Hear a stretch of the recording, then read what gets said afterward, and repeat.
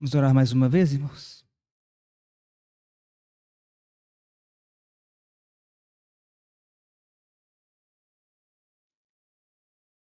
Senhor, este é um momento que pertence ao Senhor e é por isso que levantamos a nossa voz pedindo para que o Senhor faça como lhe aprouver. Nós sabemos que quando o Senhor deseja falar conosco, quando o Senhor deseja se mover através do Teu Espírito Santo, sabemos também, Senhor, que os Teus inimigos se levantam com a tentativa de frustrar os Teus propósitos, mas cremos, Senhor, como já temos cantado, na tua soberania, na tua majestade. Todo o poder pertence ao Senhor. Por isso também a nossa confiança está em ti, o nosso descanso, a nossa segurança. E desejamos, Senhor, assim como um bebê recém-nascido, Senhor, nós desejamos receber de ti o leite espiritual, Senhor. Desejamos ser sustentados pela tua palavra, Senhor. É necessário que a tua palavra nos fale. E é por isso que também dependemos da tua graça, Senhor. Mesmo que tenhamos espíritos prontos para te ouvir, mesmo que estejamos preparados, Senhor, para falar, Senhor, mas se a tua graça não nos ajudar, se a tua graça não agir por meio de nós, Senhor, tudo isso é em vão. Por isso, nos colocamos aos teus pés e pedimos que seja um momento para sermos quebrantados, para sermos transformados, seja uma oportunidade para que o caráter do teu filho seja formado em nós. Senhor, nós precisamos e entendemos ser o teu desejo que sejamos parecidos com o teu filho Jesus. E crendo no poder do teu Espírito, crendo como também já lembramos desta obra, Senhor, que foi feita no Calvário, que nós nos entregamos e nos derramamos completamente ao Senhor, pedindo e orando a Ti para que Tua vontade seja feita e cumprida no nosso meio. Oramos no nome de Jesus, Pai.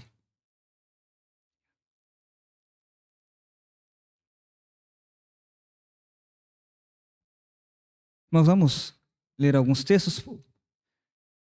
A ideia, né, é continuar essas reflexões em cima aí dessa epístola de Paulo aos Coríntios, da sua primeira epístola, e ainda dentro do que já tem sido falado por outros irmãos, eu gostaria de encorajar e também meditar junto com os irmãos sobre um determinado aspecto. Eu quero ler com os irmãos ali no primeiro capítulo dessa primeira epístola de Paulo aos Coríntios, versículo 17.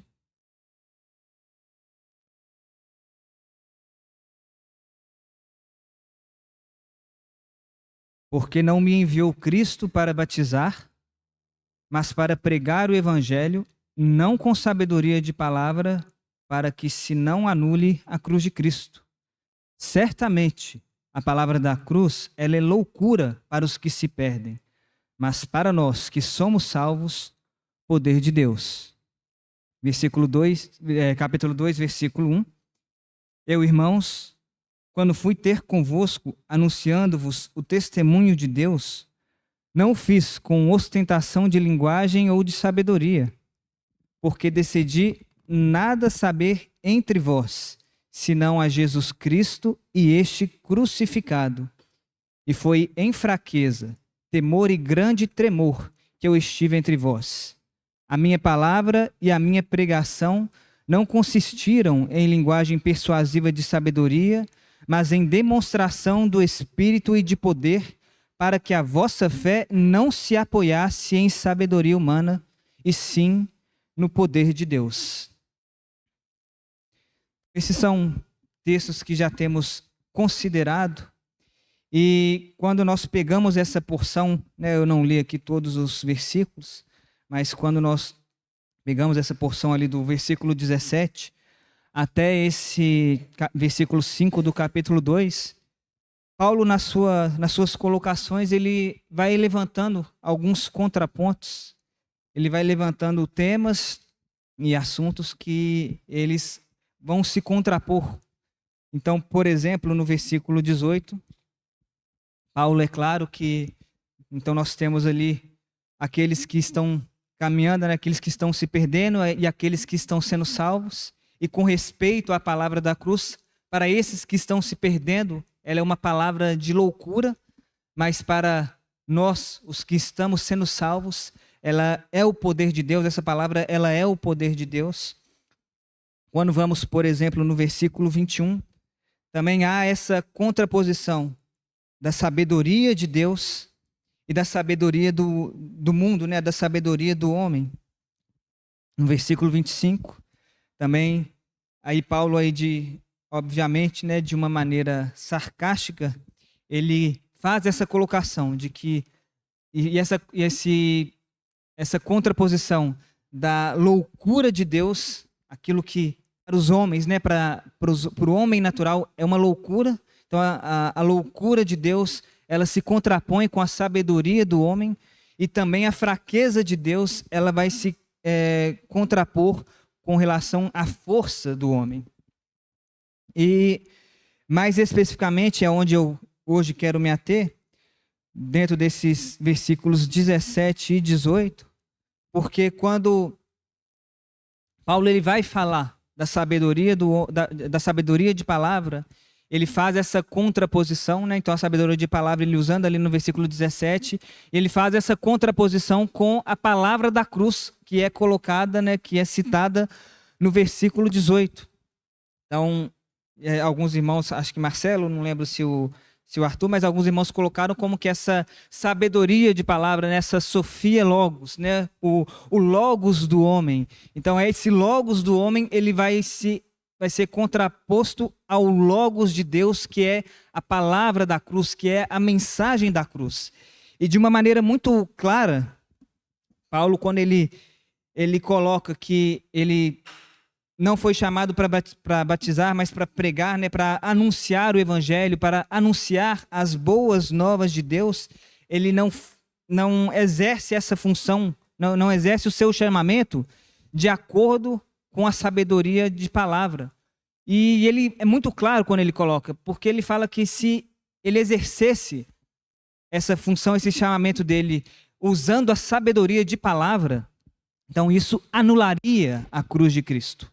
E isso, o texto nos deixa, ele é enfático e nos deixa claro que a sabedoria de palavra, ela vai anular a cruz de Cristo. E precisamos entender, né, alguns irmãos já colocaram também, o que é esse anular a cruz de Cristo, ou essa palavra aí que é o anular, que no grego vai ser algo parecido com kenote. Ela tem um sentido de tornar vazio, né, de esvaziar. Por exemplo, quando vamos lá em Filipenses, nesse conhecido texto que várias vezes nós lembramos dele no nosso partir do pão, no capítulo 2, quando Cristo ele se esvazia de si mesmo, é essa mesma palavra, é esse mesmo sentido. Então, um dos sentidos dessa palavra usada aqui no anular seria esvaziar. Então, como que a sabedoria de palavra, ela esvaziasse a cruz de Cristo. Mas também um outro significado que no contexto eu acredito que ele se encaixa melhor, essa palavra ela vai trazer um sentido de perder a força, de perder o efeito. Como que Paulo falando que a sabedoria de palavra, quando aqui no versículo 5 do capítulo 2 ele fala para os irmãos, né, não se apoiarem na sabedoria humana, então essa sabedoria de palavra ela vai tirar, nesse contexto e nesse sentido, ela vai tirar o poder, o efeito, as consequências que a cruz de Cristo ela trouxe tanto para a humanidade como para nós, os que somos salvos. Então, por exemplo, a versão NVI, ela traz esse sentido do esvaziamento, né? Então, quando fala das palavras de sabedoria humana, para que a cruz de Cristo não seja esvaziada, e a NVT já traz esse sentido da cruz de Cristo não perder o seu poder. E mesmo que dentro desse contexto, né, em que Paulo vai fazer as colocações, eu entendo que aqui ele traz um sentido mesmo da cruz de Cristo, né, da palavra da sabedoria humana, quando ela é utilizada, ela vai tirar esse poder da cruz de Cristo. E para deixar mais claro, é claro que nada, irmãos, nada é capaz de anular a cruz de Cristo no sentido absoluto dela. Na obra que Cristo fez, nas consequências e naquilo de benefício que a cruz de Cristo traz para aqueles que aceitam e creem nessa obra, e também de condenação para aqueles que rejeitam a obra de Cristo, para aqueles que rejeitam a cruz de Cristo. Então, num sentido absoluto, esse poder ele não tem como ser apagado, ele não tem como ser ineficaz. Mas talvez o sentido aqui que Paulo coloque é que quando nós usamos, quando se usa a sabedoria de palavra, essa sabedoria humana, nós ignoramos, nós rejeitamos a eficácia da cruz de Cristo, nós rejeitamos aquilo que a cruz de Cristo de fato ela pode trazer. Então essa seria uma melhor colocação, entendo eu, para todo esse contexto. Mas ainda que essa seja uma melhor colocação, o que eu gostaria de considerar com os irmãos e de meditar nessa manhã é nesse outro sentido do esvaziamento da cruz de Cristo. Uma vez que a cruz de Cristo vazia, a cruz de Cristo sem Cristo, ela não tem poder. Se Cristo não estivesse naquele madeiro, ali seria um madeiro sem nenhuma eficácia. Porque não é a cruz, não é o madeiro em si mesmo que dá vida àqueles que estavam mortos. Não é esse madeiro que vai trazer uma nova vida, uma transformação e uma restauração para aqueles que se encontravam perdidos. Mas aquele que foi pendurado no madeiro, ele sim gerou todo esse poder. E o sacrifício que ele fez naquele madeiro, naquela cruz, gerou todo esse poder. Mas, e diante disso, eu gostaria então de considerar com os irmãos esse esvaziamento, nesse sentido de que o que seria da humanidade se Cristo não tivesse ido à cruz, se aquela cruz permanecesse vazia, se fosse outro a subir naquela cruz, uma vez que era um instrumento usado pelo Império Romano para condenar da maneira mais cruel possível aos criminosos, considerados ali os mais terríveis, daqueles que haviam cometido os crimes mais graves. Então era uma maneira que o Império Romano usava ali para isso. Milhares, centenas e milhares de criminosos foram pendurados no madeiro, foram crucificados, inclusive quando no contexto da crucificação de Jesus, os evangelhos, eles vão relatar de dois criminosos que foram crucificados juntamente com Jesus. E se Jesus não estivesse ali, fosse outro, seria apenas mais um. Apenas um criminoso, apenas um ladrão, um bandido, que estaria sendo condenado pelo Império Romano e também ali pelo povo judeu. E dentro disso, o que eu gostaria de discorrer com os irmãos, nessa tentativa da sabedoria de palavra de esvaziar a cruz de Cristo, é entender que essa sabedoria de palavra, essa sabedoria humana, ela vai atuar na humanidade, na nossa humanidade, no mundo, sempre em 3 esferas ou em 3 aspectos. E aí quando nós vamos, um texto que também já foi lembrado aqui, lá em 1 João, no capítulo 2,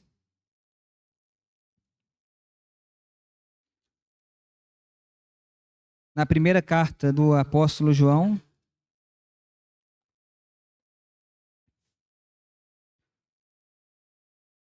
no capítulo 2, quando ali já no versículo 15, João fala aos seus leitores para eles não amarem o mundo nem as coisas que há no mundo. No versículo 16 ele vai complementando dizendo que tudo que há no mundo, a concupiscência da carne, a concupiscência dos olhos e a soberba da vida, essas 3 coisas, elas que se resumem tudo, em que há no mundo, elas não procedem do Pai, mas elas procedem do próprio mundo. E essa concupiscência que João vai colocar aqui Ela diz justamente com respeito aos desejos, né, os desejos da carne, esses desejos intensos, essa cobiça intensa pelos prazeres da carne, esse desejo por aquilo que os olhos veem, né? Então, a concupiscência dos olhos e a soberba da vida, essa ostentação, tanto pelas coisas, pelos bens, como também pelas realizações que o mundo pode nos oferecer. E esses seriam 3 aspectos que, acredito eu, e a gente vai voltar ao início da nossa história como humanidade, mas acredito eu que esses são os 3 aspectos, as 3 esferas em que a sabedoria de palavra, a sabedoria humana, ela sempre vai atuar, tentando nos desvirtuar, tentando nos tirar os nossos olhos da cruz de Cristo, tirar os nossos olhos da obra de Cristo. Então, quando nós falamos aqui com respeito à concupiscência da carne, é justamente isso. É quando a sabedoria humana ela vai nos dizer que nós precisamos satisfazer as vontades da nossa carne, as paixões da nossa carne. Isso muito relacionado a essa sensualidade da carne no sentido do que a carne sente. Então, tudo aquilo de prazer que a carne sente, quando ela é atendida quanto às suas paixões, isso seria a concupiscência da carne. A concupiscência dos olhos está relacionada, obviamente, àquilo que os nossos olhos veem com relação a esse mundo, aos nossos olhos naturais, e essas coisas elas têm então o poder de nos atrair, a ponto de, numa cobiça, num desejo intenso, nós não nos importamos com as ordenanças, ou não nos importamos com a própria pessoa de Deus e a obra de Cristo, e nós atendemos àquilo que os nossos olhos, eles olham e eles desejam. E com respeito à soberba da vida, penso eu que é essa outra esfera, que a sabedoria humana, que a sabedoria de palavra, ela vai nos convidar a atender, né, a nossa carne, a atender ao convite que essa sabedoria de palavra faz, quando ela diz para nós nos orgulharmos, nós confiarmos naquilo que nós fazemos, naquilo que nós temos, quando as coisas que nós precisamos conquistar com os nossos próprios braços, são essas coisas que nos trazem segurança. E esse então seria um terceiro aspecto com respeito ao que a sabedoria de palavra, um terceiro convite, né, uma terceira esfera de convite que a sabedoria de palavra ela faz a nós humanos, e que nós mais para frente no compartilhar vamos ver que esses são 3 aspectos que também o nosso Senhor Jesus ele foi convidado a participar. E obviamente é preciso deixar muito claro que essas cobiças que pertencem à carne, que pertencem a essa natureza humana e caída, elas não têm nada a ver com o Senhor. Então, o Tiago mesmo, logo ali no início da sua carta, ele vai ser enfático em dizer que nós não podemos dizer que somos tentados por Deus, porque Deus ele a ninguém tenta, e quando nós somos tentados pela cobiça que há em nós. Então nós somos tentados pela própria cobiça que existe em nós, pela própria cobiça que existe na nossa natureza humana. Então isso precisa ficar claro, irmãos. Deus sim pode usar a tentação para nos provar, como nós vemos ao longo das Escrituras, que as situações elas são usadas para que sejamos provados. Mas não significa que é Deus que está nos tentando. Significa que é os desejos da nossa carne que estão nos levando para um caminho de tentação, e cabe a nós confiarmos em Deus para não satisfazermos aquilo que é da carne. E aí, antes de irmos então no contexto relacionado ao Senhor Jesus, e em vermos como que essa sabedoria de palavra, ela tentou impedir, tentou desviar, né? Bernardo lembrou desse texto em Lucas 9, quando Jesus ele já estava decidido, ele já estava resoluto em ir para Jerusalém, para cumprir aquela missão que o Pai lhe havia dado. mas nós veremos que houve em algum momento ali que houveram alguns momentos em que essa sabedoria de palavra tentaram desviar Jesus desse caminho de Jerusalém, desviar Jesus desse seu propósito de ir à cruz. Mas antes de irmos para o contexto de Jesus, acho que é importante nós vermos que essas esferas, elas existem, né? Esses convites da sabedoria de palavra, eles existem já no início da humanidade. Quando nós vamos, então, para Gênesis, aí convido os irmãos a abrirem, logo ali no início de Gênesis, no contexto da criação, Gênesis no capítulo, nós vamos considerar um pouco o capítulo 3, mas vou ler alguns versos do capítulo 2 só para uma melhor contextualização.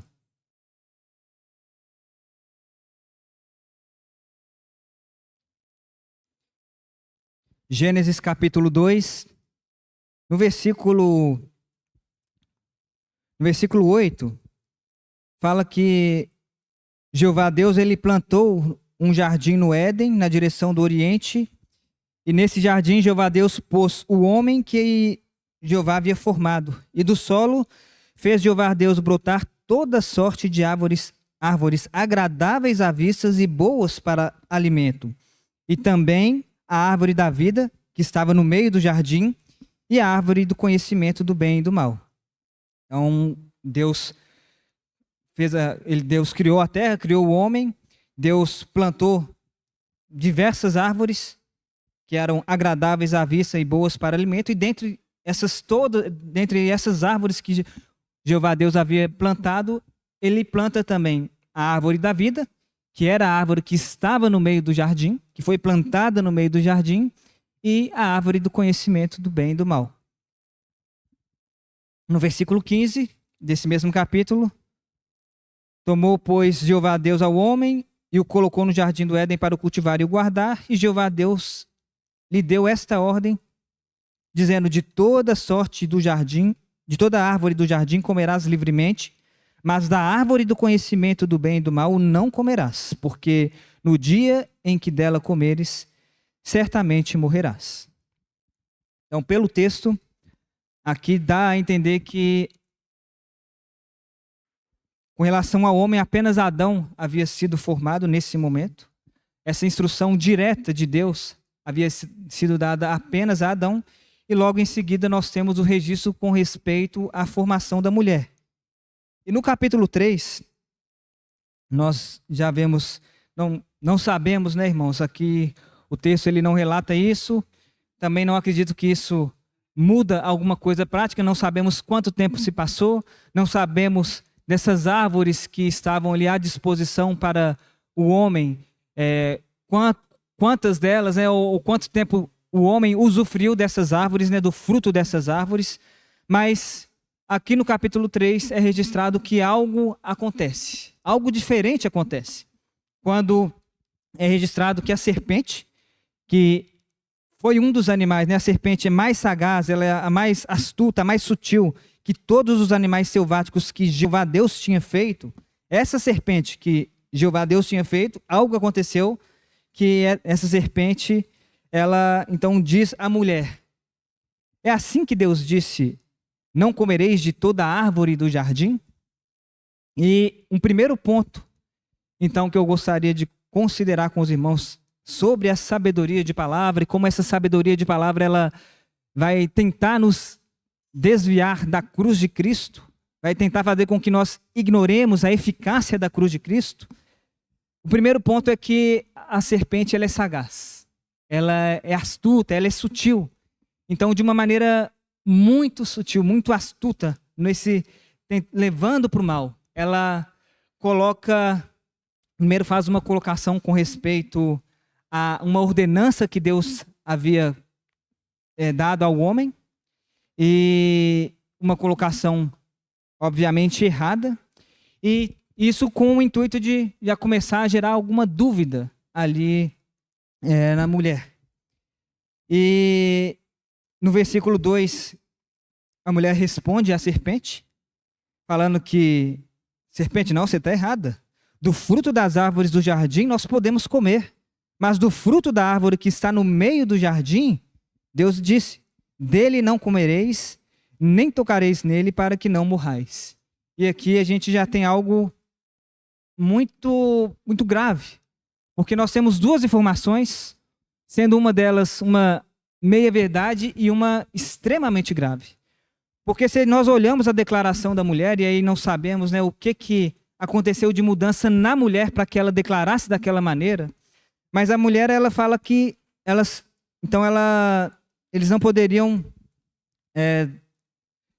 tocar nem comer do fruto da árvore que estava no meio do jardim. Mas quando nós olhamos aquilo que Deus disse, ele disse que do fruto da árvore do meio do jardim o homem poderia e deveria comer. Uma vez que a árvore que estava no meio do jardim era a árvore da vida. Mas algo acontece.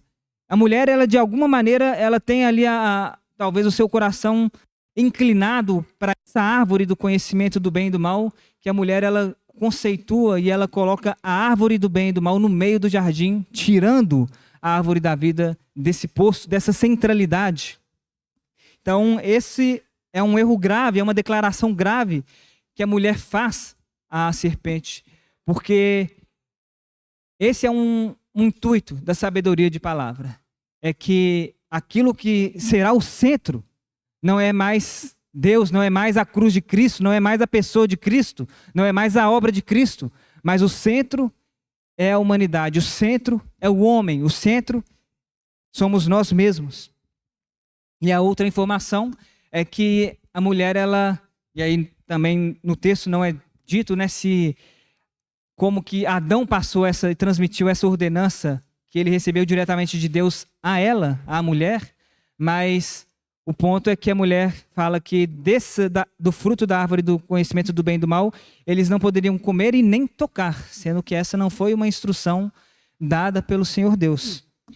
E a sabedoria de palavra, ela vai fazer essa confusão, ela vai gerar, e o intuito dela é de gerar essas dúvidas com respeito às ordenanças do Senhor. A serpente, então, no versículo 4, ela vai então contradizer a Deus, afirmando que o homem, né, a mulher, eles não morreriam, é certo que não morrereis. E o Senhor Jesus, ele é também muito enfático ao dizer ali em João 8 que o diabo, ele é o pai da mentira, que ele mente desde o princípio. Então aqui com uma mentira, o diabo, a sabedoria de palavra, ela engana a mulher. E aí o diabo continua, né? Então essa serpente, e aí a gente sabe que essa serpente, lendo lá em Apocalipse, a gente entende que essa serpente, ela é o diabo, porque ali é dito 2 vezes que a serpente, né, o diabo, ele é a antiga serpente, ele é o dragão, né, o diabo e Satanás.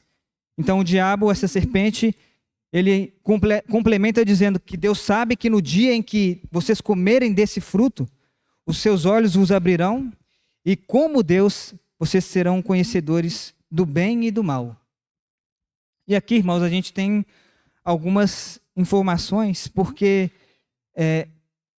quando a serpente coloca para a mulher que, então o homem, né, como humanidade, eles seriam como Deus ao comer daquela árvore. O Deus aqui, que é a palavra Elohim, que nós conhecemos, também é utilizado para deuses. E talvez uma possibilidade com respeito ao sentido como o diabo queria colocar aqui é que ao comer do fruto da árvore do conhecimento do bem e do mal, o homem seria como deuses, no sentido de que agora eles mesmos, por si mesmo, o homem então poderia escolher e discernir, distinguir aquilo que é bom e aquilo que é ruim, como se o homem tivesse essa capacidade.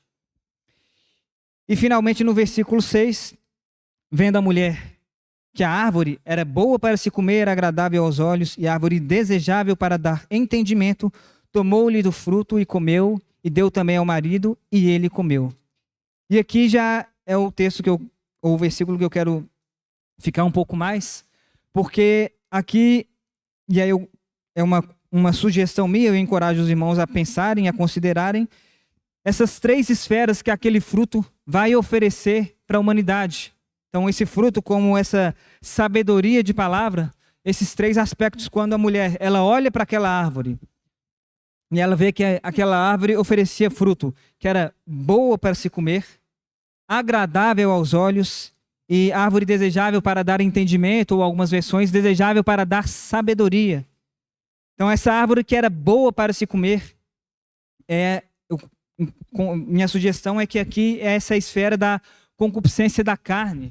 Quando a mulher olha para aquela árvore, olha para os frutos, né, ou para o fruto daquela árvore, e ela entende que aquele fruto vai satisfazer as suas necessidades humanas. Vai satisfazer e vai lhe dar aqueles prazeres transitórios que o pecado ele nos concede. O outro aspecto que eu também sugiro aos irmãos é essa árvore agradável aos olhos, como a concupiscência dos olhos.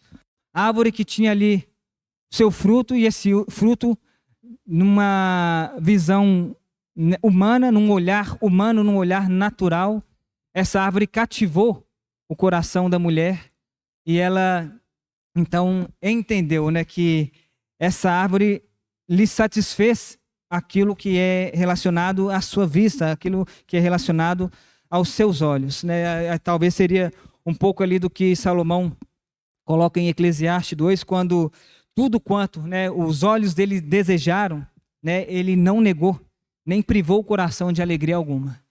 Esse é o homem, essa é a palavra de sabedoria, quando ela nos mostra algo e nós, de uma maneira muito humana, muito carnal, nós cristãos, de uma maneira muito carnal, nós atendemos essa palavra de sabedoria, satisfazendo os desejos dos nossos olhos, satisfazendo os desejos do nosso coração. E o terceiro aspecto dentro desse contexto é essa árvore desejável para dar entendimento como sendo a soberba da vida. E aqui nós temos 2 possibilidades de pensamentos, porque uma situação seria que a mulher se sentiu ali incompleta, no sentido de que se ela buscava entendimento, se ela buscava sabedoria, ela não estava conseguindo ver a completude do homem em Deus. Não estava conseguindo ver a completude do homem na sabedoria de Deus. Então ela achou necessário, ela sentiu falta de algo e ela buscou essa sabedoria. Esse é um aspecto possível dentro dessa minha sugestão. E um outro aspecto é uma desconfiança de Deus, não crendo na sabedoria plena, na sabedoria eterna do Senhor Deus, não entendendo ou não crendo que Deus de fato, na sua sabedoria, ele deseja, e nesse contexto desejava o maior bem ao homem, né? Desejava abençoar o homem, não crendo nessa sabedoria de Deus, não crendo na própria pessoa de Deus. A mulher então ela busca essa sabedoria, querendo que por ela mesma, então ela entenderia o que verdadeiramente seria bom ou o que verdadeiramente seria mal para ela, mal para o homem. E seriam então aí esses 3 aspectos no sentido, então, por exemplo, né, quando nós vamos lá em Deuteronômio no capítulo 8, o Senhor Deus falando ao povo de Israel, e o Senhor Deus, em certo momento, ele vai relembrando ao povo, né, todos os aspectos, todas as bênçãos que o Senhor Deus estava dando ao povo, mas ele alerta ao povo para que o povo ele não tendo toda a fartura que haveria, né, e que ele estava proporcionando ao povo quando eles entrassem em Canaã, para o povo não cair, não se virar contra Deus e entender que a própria força deles, que o próprio braço deles, então fizeram com que eles adquirissem aquelas coisas.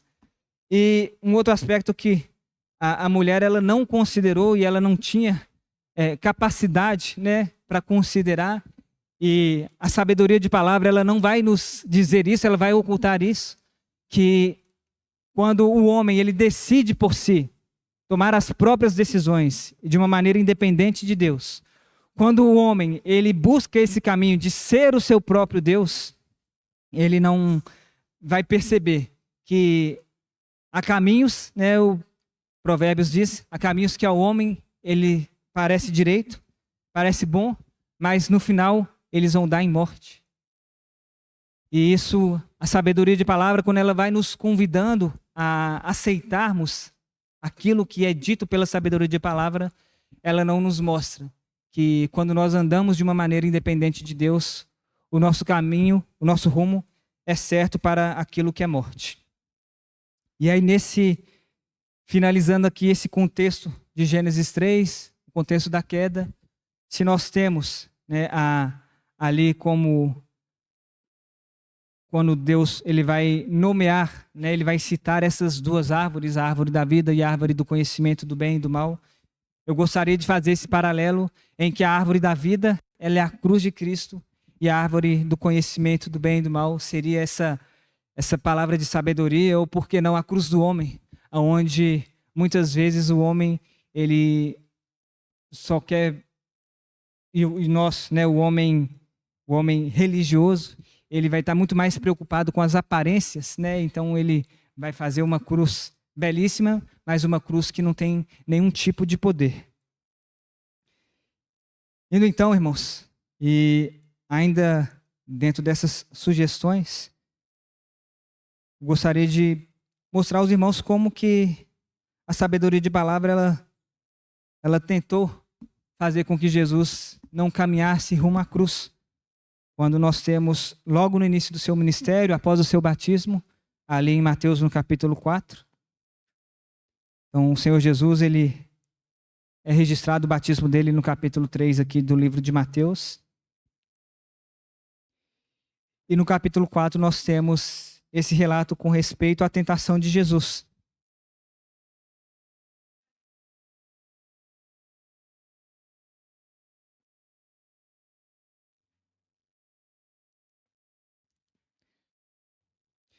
Lendo alguns comentários sobre esse contexto da tentação de Jesus, vários irmãos eles traçam um paralelo e ele faz muito sentido, que é um paralelo ou uma comparação de Jesus, né, ou das tentações de Jesus com respeito ao povo de Israel.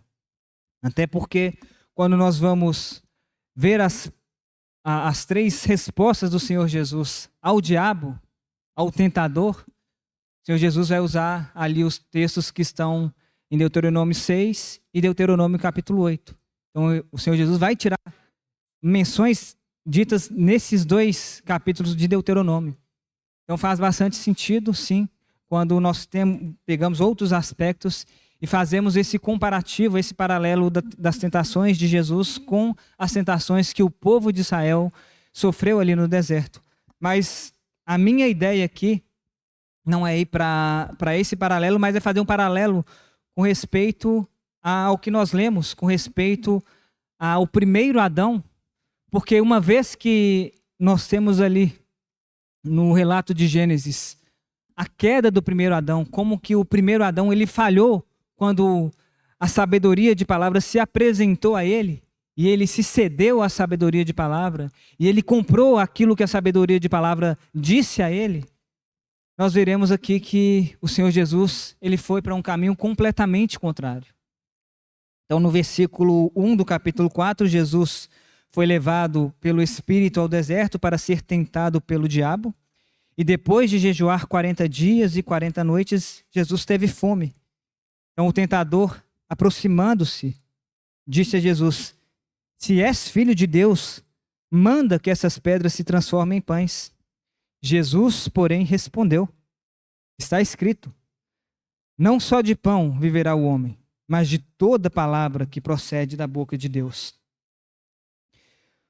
Um primeiro ponto aqui para ter também uma clareza melhor, e me fez muito sentido, é que quando Satanás, né, quando o tentador ele faz essas duas vezes, ele faz essa colocação ao Senhor Jesus, né, se és filho de Deus, ele não estava ali, de fato, tentando gerar uma dúvida no Senhor Jesus com respeito à sua filiação ao Deus Pai. Porque o Senhor Jesus, aí nós vamos ver no relato, né, dos evangelhos, ele tinha muito claro isso. O Senhor Jesus, com 12 anos de idade, naquela situação em que ele está junto aos doutores, ali nós vemos que o Senhor Jesus já tinha uma clareza muito grande com respeito à sua missão na terra. Ele já tinha uma clareza muito grande com respeito ou aquele a quem era o seu verdadeiro pai. Quando também nós vemos lá em João 2, no início do seu ministério, né, o primeiro milagre de Jesus em Caná da Galileia, quando Maria fala para Jesus, né, Maria, sua mãe terrena, fala para Jesus, faz aí o que acabou o vinho, então faz alguma coisa. O que o Senhor Jesus fala? Mulher, o que tem eu contigo? E a nós nos parece, né, lendo de uma primeira vez assim, uma grosseria, mas o Senhor Jesus também estava delimitando ali de uma maneira muito clara a quem que ele obedeceria. Então a obediência dele não era num sentido de missão divina, não era uma obediência a Maria, mas era a sua mãe terrena, mas era uma obediência ao Pai Celestial. Então, realmente aqui não me parece que a dúvida que o diabo estava tentando colocar em Jesus estava relacionado à sua filiação. Mas o que o diabo estava tentando fazer aqui com Jesus é, já que você é o Filho de Deus, então use desse direito, use dos seus poderes divinos, uma vez que você é o Filho de Deus. Então, se nós vemos que Jesus ele se esvaziou de si mesmo, o diabo, a palavra de sabedoria, o que ele desejava era que Jesus não se esvaziasse de si mesmo e que Jesus ele usasse daquilo que ele era por natureza divina. E então, o Senhor Jesus ele vai responder ao diabo, né? Esse texto que está ali em Deuteronômio no capítulo 8, no versículos 2 e 3, e ali o Senhor Jesus ele entendeu muito claramente que não era a missão dele nessa terra, né? O fato dele ter vindo a essa terra não era para atender às suas satisfações humanas, às suas satisfações na carne, no homem, mas ele tinha uma clareza também muito grande com respeito a obedecer à vontade de Deus. E aí quando nós lemos esse texto ali que Jesus ele cita em Deuteronômio no capítulo 8, ali primeiro que o Senhor Deus ele está falando ao povo de Israel que o povo foi guiado no deserto por 40 anos e o próprio Senhor Deus, na sua soberania, ele permitiu que o povo fosse humilhado, permitiu que o povo passasse e tivesse fome, ele permitiu que o povo fosse provado e ele humilhou e deixou o povo naquelas situações em que parecia, né, humanamente que Deus não estava com eles, mas para provar o coração do povo de Israel e para mostrar que, e aí é o texto que o Senhor Jesus ele vai citar, para mostrar que não só de pão o homem vai viver, mas o homem vive é daquilo que procede de Deus. Então o Senhor Jesus ele tinha isso muito claro, ele sabia que ainda que a sua carne humana, ainda que na sua humanidade ele sentisse as mesmas coisas que nós sentimos, ele tivesse as mesmas necessidades que nós temos, mas ele, de uma maneira muito clara, sabia que ele não estava nessa terra para satisfazer as suas necessidades terrenas. Então, em João, no capítulo 4, versículo 34, o Senhor Jesus ele usa essa expressão que casa muito bem com esse momento aqui, quando o Senhor Jesus fala que a comida dele consiste em fazer a vontade daquele que enviou ele e realizar a obra daquele que o enviou. E nesse primeiro aspecto, eu continuo fazendo a sugestão, né, e traçando esse paralelo em que a sabedoria de palavra, uma das esferas que ela sempre vai atuar, está relacionada à concupiscência da carne, a mostrar que nós precisamos satisfazer as necessidades da nossa carne, os desejos da nossa carne. Mas o Senhor Jesus, ele recusou esse convite da sabedoria de palavra. O Senhor Jesus, ele se levantou e, citando a própria Escritura, cheio do Espírito Santo, ele recusou e ele entendia muito claramente que o homem vive e o homem ele é sustentado são pelas coisas celestiais e não pelas coisas terrenas. E o Senhor Jesus, em vários outros pontos ali, em João 5, em João 6, ele mostra essa clareza que ele tinha, que a missão dele nessa terra era de fazer a vontade daquele que o enviou.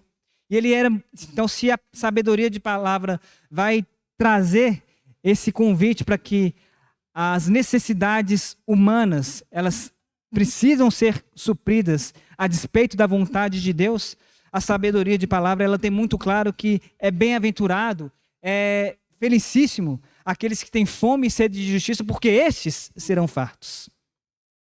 Quando nós continuamos aqui nesse registro sobre a tentação de Jesus, no versículo 5, então o diabo ele levou Jesus à cidade santa, colocou ele sobre o pináculo do templo e lhe disse: se és filho de Deus, atira-te abaixo, porque está escrito: aos seus anjos ordenará a teu respeito que te guardem, e eles te susterão nas suas mãos, para não tropeçares em alguma pedra. Então Jesus responde ao diabo: também está escrito: não tentarás o Senhor teu Deus.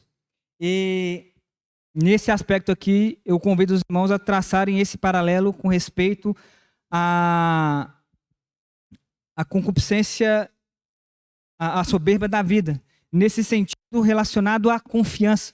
Porque alguns irmãos, eles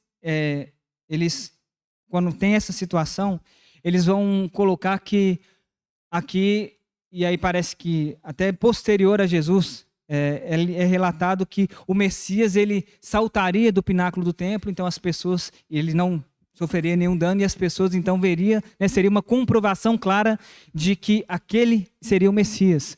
Mas quando nós pegamos o contexto aqui, isso, pelo menos para mim, eu entendo que essa linha de pensamento, esse entendimento, ele não vai ser contextualizado com o que é dito aqui, porque a primeira coisa que a palavra de sabedoria ela vai nos incitar e vai nos dizer, e disse ao Senhor Jesus como Filho de Deus, é que ele precisaria provar a fidelidade do Pai.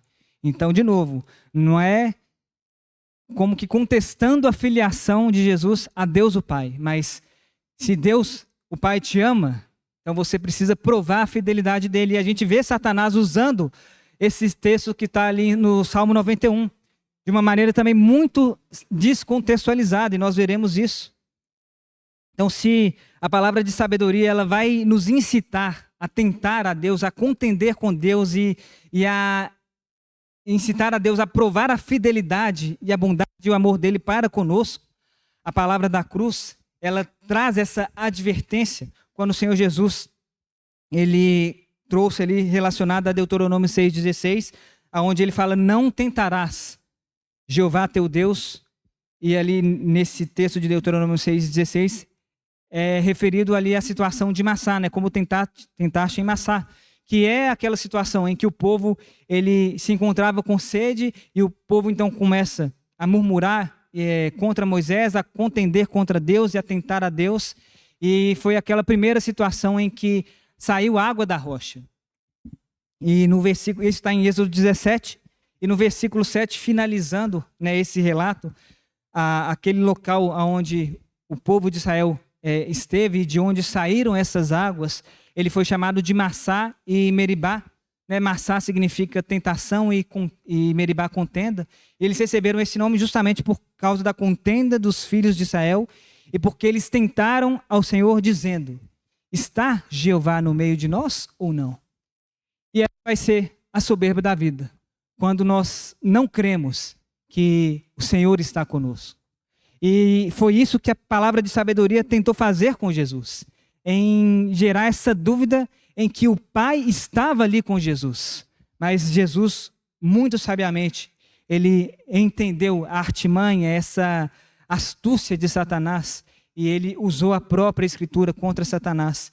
E quando nós vamos ali no Salmo 91, e aí eu só quero ler com os irmãos esse salmo, porque ele é um salmo que muito diferente, dentro do que Satanás usa com o Senhor Jesus, de gerar uma certa dúvida com respeito a se Deus, o Pai, o guardaria ou não.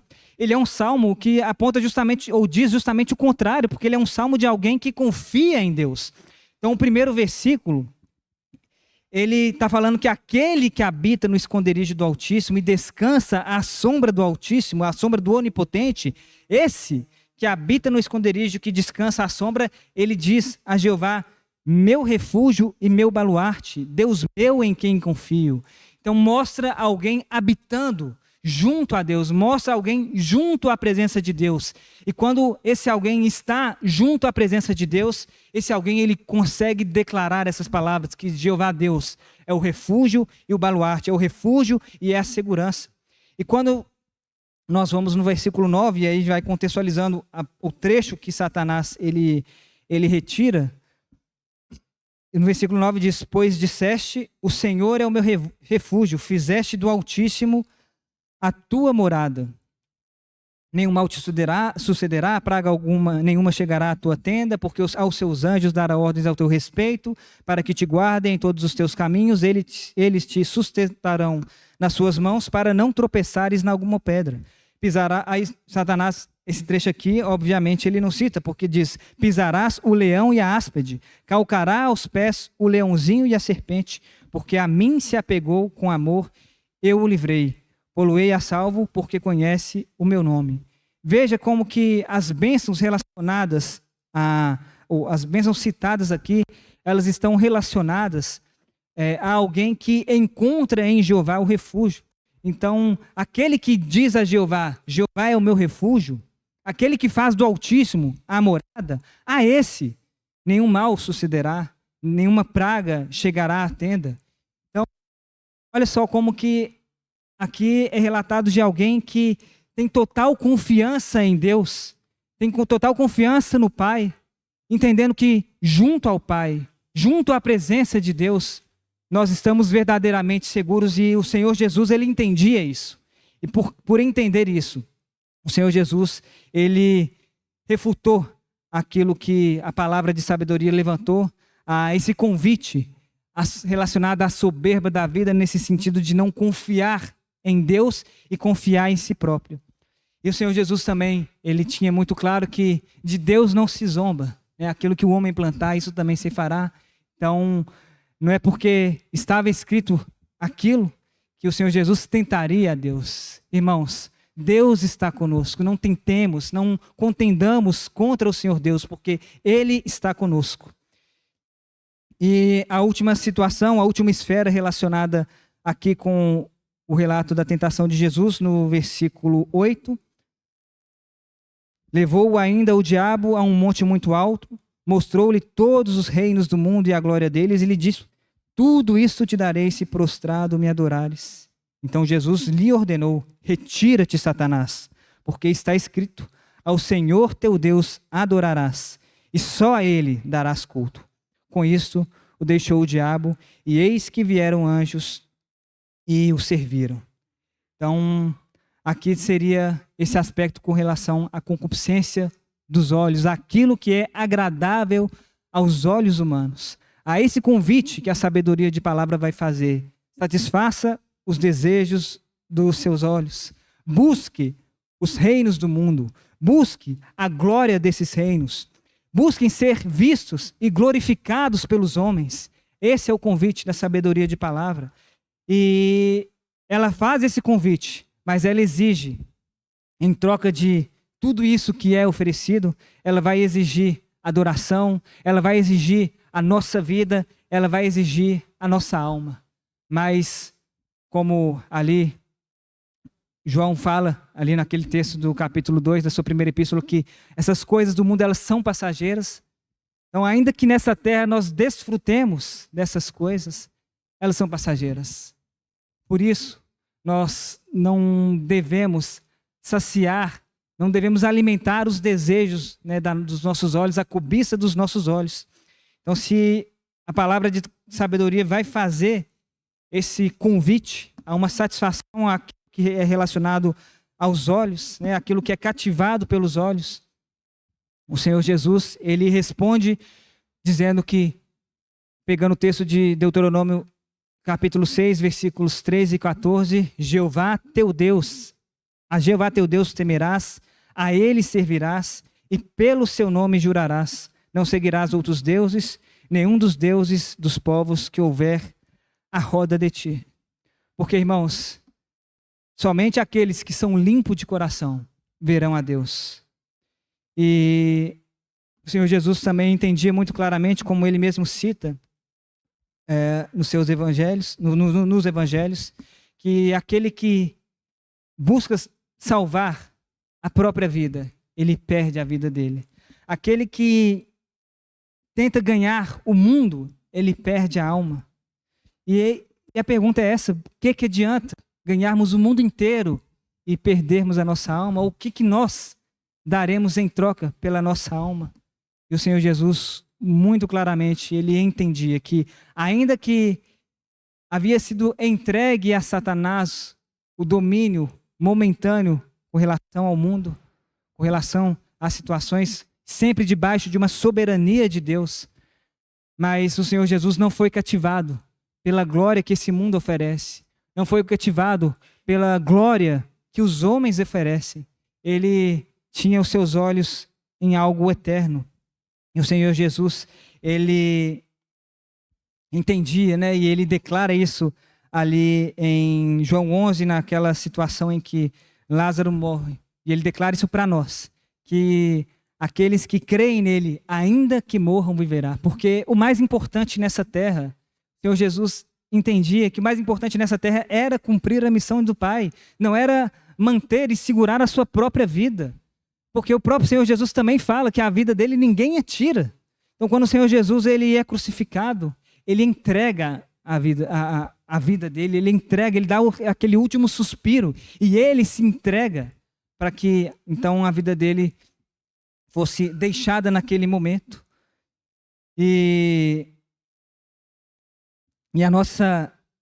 o nosso padrão, o nosso exemplo precisa ser o Senhor Jesus. Porque, irmãos, se o Senhor Jesus ele tivesse aceitado qualquer um desses convites que o diabo fez, que nessa figura, né, a sabedoria de palavra fez a ele, a cruz de Cristo, ela estaria vazia, ele não iria àquela cruz, ele não seria condenado, porque ele mostraria um coração desejoso e apegado a esse mundo, às coisas terrenas. O Senhor Jesus, ele recusou. Então, isso que a sabedoria de palavra, ela mostrou.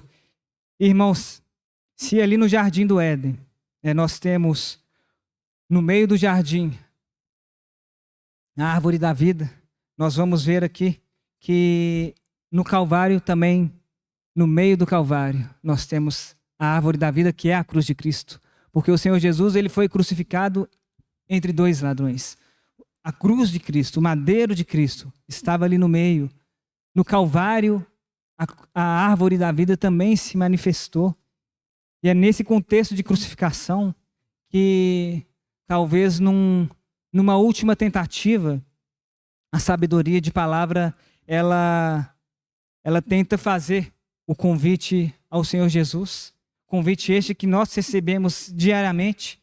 E aí, quando nós vamos, por exemplo, nesse relato ali em Mateus, no capítulo 27, o que nós vemos, por exemplo,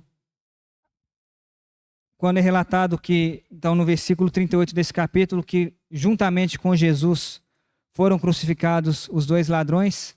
No versículo 39 fala que os que iam passando, eles blasfemando de Jesus e meneando a cabeça, eles iam passando e dizendo: ó tu que destróis o santuário e em 3 dias o reedificas, salva-te a ti mesmo, se és o Filho de Deus, e desce da cruz.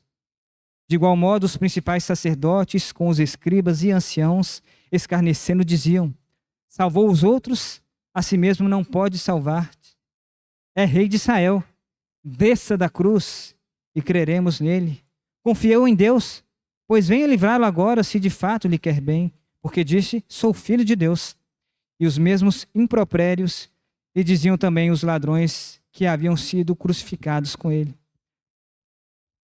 Porque talvez, irmãos, quando nós levantamos essas 3 esferas, esses 3 aspectos que são apresentados pela sabedoria de palavra, por essa sabedoria humana e tudo que diz respeito à humanidade, tudo se resume nessa declaração: salva-te a ti mesmo. É isso que a sabedoria de palavra fala para nós. Salva-te a ti mesmo. Desça da cruz. É isso que a sabedoria de palavra falou para Jesus. Salva-te a ti mesmo. Você salvou os outros. Salva-te a ti mesmo. Desça da cruz. Você confiou em Deus. Agora vamos ver se Deus vem te livrar. Se Deus vem te socorrer. Irmãos, graças ao Senhor, porque apesar das inúmeras tentativas dessa sabedoria de palavra, dessa sabedoria humana, se levantar e convidar a Jesus a não ir à cruz e deixá-la vazia, o Senhor Jesus, ele tinha muito claro e ele foi muito firme naquilo que era o seu propósito e a sua missão como Filho de Deus, como Cordeiro de Deus. Porque como lembrado pelos céus, né, se João, de uma maneira também muito espantosa, aquele que recebeu a revelação ao ver Jesus, declarou que Jesus era o Cordeiro de Deus, Jesus é o Cordeiro de Deus que tira o pecado do mundo. Em determinado momento ali da sua passagem pela terra, João ele começa a ter dúvidas com respeito ao ministério messiânico de Jesus. E João, ele então titubeia, João ele começa a não ter certeza se Jesus era quem ele mesmo havia declarado que Jesus era. Mas Jesus não tinha essa dúvida. Jesus, ele sempre teve muita clareza com respeito àquilo que ele devia fazer, com respeito ao caminho que ele deveria trilhar nessa terra. E mesmo que a sabedoria de palavra, né, a gente pegou aqui duas cenas, né, ou dois relatos, dois momentos em que a sabedoria de palavra se apresentou a Jesus, mas não foram os únicos. Quando nós lemos outros textos, nós vamos ver que outras tentativas, né, foram dadas a Jesus ou apresentadas a Jesus para ele não ir à cruz, para que a sua cruz permanecesse vazia. Mas o Senhor Jesus, ele foi firme no seu propósito. E pelo fato, irmãos, como um encorajamento, né, pelo fato de nós termos em Jesus esse exemplo, esse padrão, né, nós precisamos, como o escritor de Hebreus, ele vai falar nesse capítulo 12, que Celso também ele leu, ali no versículo 2, ele nos exorta, ele nos encoraja a nós olharmos firmemente para o autor e consumador da fé, né, aquele que Jesus, em troca da alegria que lhe estava proposta, ele suportou a cruz, não fazendo caso, né, não se importando com a ignomínia, com a vergonha, e por ter cumprido e feito a vontade do Pai, esse Jesus, ele está à destra do trono de Deus. E é por isso que o escritor continua encorajando, então, certamente, considerai, pois, atentamente aquele que suportou tamanha oposição dos pecadores contra si mesmo, para que não vos fatigueis desmaiando em vossa alma. E esse mesmo escritor, ele nos lembra como que o Senhor Jesus, ele foi tentado, né? Como que o Senhor Jesus, ele sofreu da mesma maneira que nós sofremos. No capítulo 2, ele relata isso e ele nos encoraja a nós considerarmos Jesus como esse sumo sacerdote, como esse que se apresenta ao Pai em nosso favor. Capítulo 4, ele também vai falar dessas tentações e dessas situações em que o Senhor Jesus se encontrou na sua humanidade, né, na sua carne, mas que o Senhor Jesus, ele não cedeu. O Senhor Jesus, ele não inclinou, né, ou não satisfez aos seus desejos como homem, mas ele satisfez aos desejos do Pai. E por isso que, tentando fazer também um paralelo com esses três aspectos, onde nós temos a questão da árvore do conhecimento do bem e do mal, da concupiscência da carne, ter relacionado a alguma coisa prazerosa, alguma coisa boa. Eu convido os irmãos a nós enxergarmos, né, a vontade de Deus como boa, assim como em Romanos 12 vai falar, né, que a vontade de Deus ela é boa, ela é agradável e ela é perfeita. Também nesses aspectos, a vontade de Deus é boa e ela não satisfaz a nós na nossa carne, mas ela vai satisfazer ao Espírito de Deus que habita em nós, porque a satisfação ela deve ser a Deus e não a nós mesmos. É aquilo que o Senhor Jesus orou ao Pai quando ele estava no Getsemane, que não seja feita a minha vontade, mas a tua vontade. Quando nós temos clareza com respeito à vontade de Deus, nós conseguimos enxergar essa vontade como uma vontade boa. Quando nós temos clareza com respeito à vontade de Deus, os nossos olhos já não olham para as coisas terrenas e os nossos olhos já não vê nas coisas deste mundo como essas coisas sendo agradáveis aos nossos olhos, mas nós vemos a vontade de Deus como sendo algo agradável, porque os nossos olhos veem aquilo que é invisível. Nós não vemos aquilo que é visível porque é passageiro, mas nós vemos aquilo que é invisível. Essa expressão também usada em Hebreus com respeito a Moisés, quando Moisés ele também trocou esses prazeres transitórios do pecado para sofrer ali junto com o povo, porque ele considerava o sofrimento de Cristo e ele via aquilo ou aquele que é invisível. Que o Senhor nos dê capacidade para termos olhos espirituais, para que as coisas desse mundo não sejam nenhum atrativo para nós, mas muito pelo contrário, as coisas celestiais, elas sim sejam atrativos para nós, que a pessoa de Deus Pai, que a pessoa de Cristo, que seja isso a nos atrair. Irmãos, a vontade de Deus ela é perfeita e no grego, essa palavra que é teleios, ou qualquer coisa parecida, ela diz respeito a alguma coisa completa. E quando nós entendemos que em Deus nós não necessitamos nada, que em Deus nós estamos completos, a nossa humanidade está completa, nós não vamos atrás de nenhuma outra coisa. Nada vai nos trazer orgulho, nós não vamos ser soberbos, nós não vamos ostentar nas coisas relacionadas a este mundo, porque nós entendemos que é na vontade de Deus que nós encontramos a completude que nós tanto ansiamos, que nós tanto buscamos. Porque assim como a mulher samaritana, ela desejou daquela água, e o Senhor Jesus fala, se você crê em mim, então eu sou essa água da vida, e se você crê em mim, do seu interior vão fluir rios de águas vivas.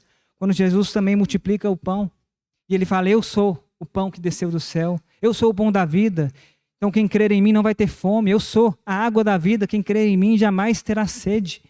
Irmãos, é em Cristo que nós somos saciados, é em Cristo que nós somos completos.